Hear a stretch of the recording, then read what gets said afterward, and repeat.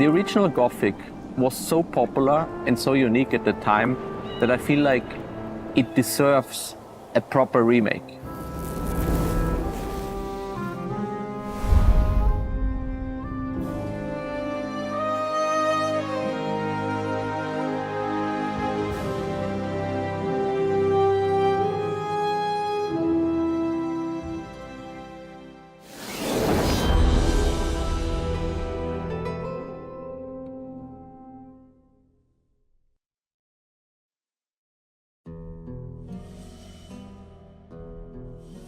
Our approach was first and foremost to respect and embrace the original vision behind the game. We studied the original vision, we tried to understand everything what they were trying to say, they were trying to convey. And we just thought about, okay, this is a remake. That's the first thing the fans should have to do. We are not trying to reinvent the wheel or to do something crazy with the Gothic franchise. I mean, this is a remake.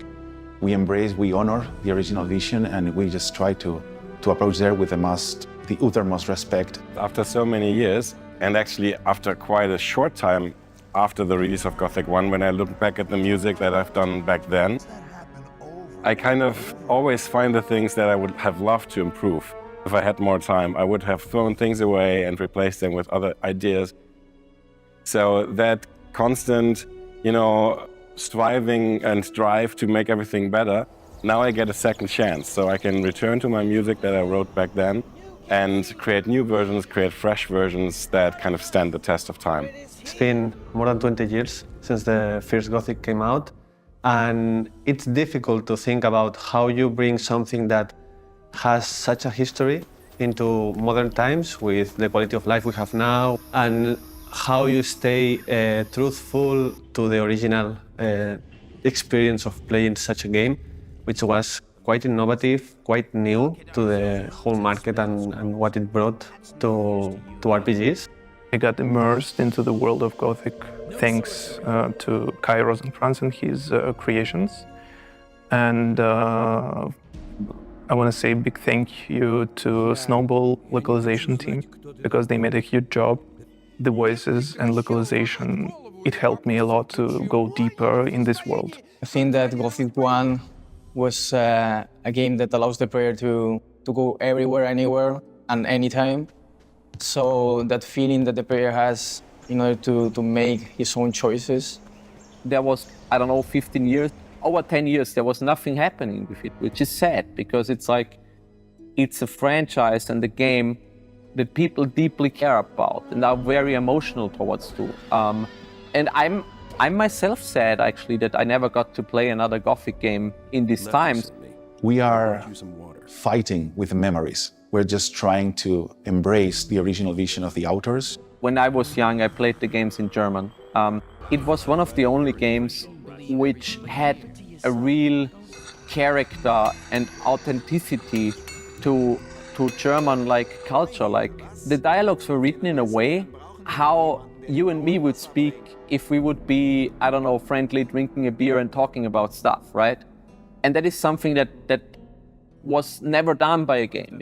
It was so natural and so close to reality in a way, without being a simulation or whatever. It kind of fascinated me always, right? Because it also they were cursing each other in the game and reacting to each other in a very rude way sometimes, and that was kind of an attractor for me. Creo que tiene algo especial este juego desde el principio, desde que empiezas a jugarlo, te engancha, te envuelve como en ese aura oscuro y como duro, ¿no? Que se consigue muy rápido, ¿no? Esa sensación de sentirte parte, ¿no? de ese mundo ya. La música, los environments. Así que Gothic me gustó mucho por el setting y por el mundo. Y me llamó mucho la atención, pues que era un juego que yo no estaba acostumbrado a jugar en ese momento. Un juego que no te guía, no te indica dónde tienes que ir ni lo que tienes que hacer. Tienes que prestar atención a lo que te dicen los personajes, tienes que comprarte el mapa, tienes que estar muy atento, y eso realmente es una experiencia muy inmersiva, y yo creo que eso es lo que más me gustó del juego. Gothic is a very grounded game that you feel like is tough, is hard, but also it's very realistic. what this was amazing to me the first time that I played Gothic was how you could solve a lot of situations taking advantage of everyone. Everyone would take advantage of you, of course, but then you have these chances where you can take advantage of a character killing a scavenger for you, so you can go around something. Creo que lo que más me gusta del Gothic, que combina la magia y todo, es que, aunque es un juego de fantasía, es muy verosímil. No es 100% realista, pero sí que intentamos que parezca realista. Entonces es como que combina esos dos mundos y no te da la sensación que estás como en un juego que no pudiera existir en la vida real, sino que es algo que te hace como meterte dentro del personaje y sentir que tú puedes estar viviendo eso. The living world, like the simulation, that like everything is kind of like, everything has a daily routine, you can affect it, you can get to discover, kind of like be part of the life. It was the first simulation that I feel like was not centered around the player. It was actually going on while, you know, you were not the center of attention for everything. You were just a nobody. I really liked the progression system and how you learn abilities and what also the progression had an impact on, you know, your fighting styles like that the main character had.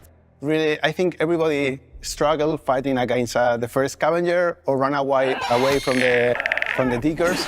And for me, this point from then learning that all the decisions make sense and all affect, and in the end of the game you are stronger and you get a name in the colony, for me that's the most memorable thing of the game. For me, the main thing that for me defines Gothic, it's the way you interact with other characters. I mean, it's not about, you know, killing 20 wolves and so you get a rise in your level of expertise in sword fighting. It's about find someone, convince him to teach you how to improve your skills, and then maybe if you are good enough, he will teach you something. No? These human relations. Our aim was also to create this remake in a mindful way and with respecting greatly the original, but we also wanted to set up, like with the graphics, to be like a modern game with a realistic look, right? And that kind of fights with the original, because the original, they only had so much polygons per figures, for example. And with these restrictions, you design creatures and NPCs and whatever, you design it in a very specific way to get the fantasy in your head, right? You had to do this back in the day.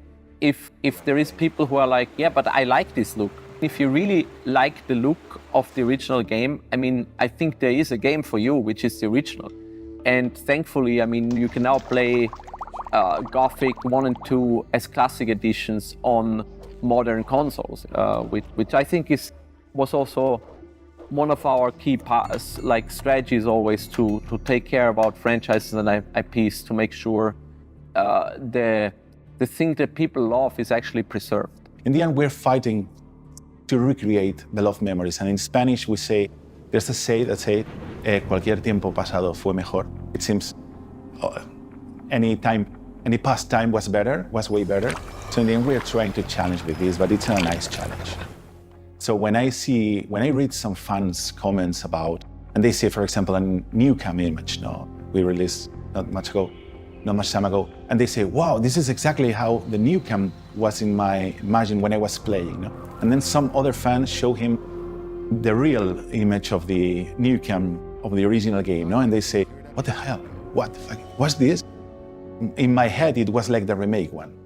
So first of all, I think that the fan base of the original is a multi-layered demographic and structure.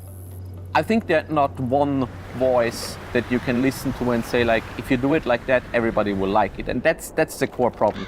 There's so many different opinions. There's even like, when we did the Gothic playable teasers, there were even like old fans who were like, great, finally doing something different with it.